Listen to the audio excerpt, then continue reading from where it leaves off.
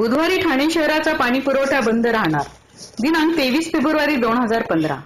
उल्हास नदीच्या उपलब्ध पाणी साठ्याच्या नियोजनाबाबत कार्यकारी अभियंता लघु पाटबंधारे विभाग कळवा यांनी 14% पाणी कपात करण्याचे कळविल्याने स्टेम पाणी पुरवठा कंपनीकडून करण्यात येणारा पाणी पुरवठा दर बुधवारी बंद ठेवण्यात येतो.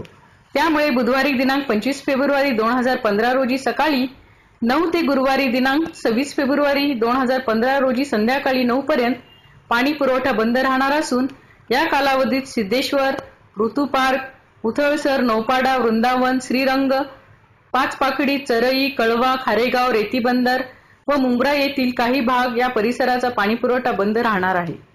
या शटडाऊनमुळे पुढील 1 ते 2 दिवस कमी दाबाने पाणी पुरवठा होणार असून नागरिकांनी पालिकेस सहकार्य करावे असे आवाहन पाणी पुरवठा विभागाने प्रसिद्धी पत्रकामार्फत केले आहे.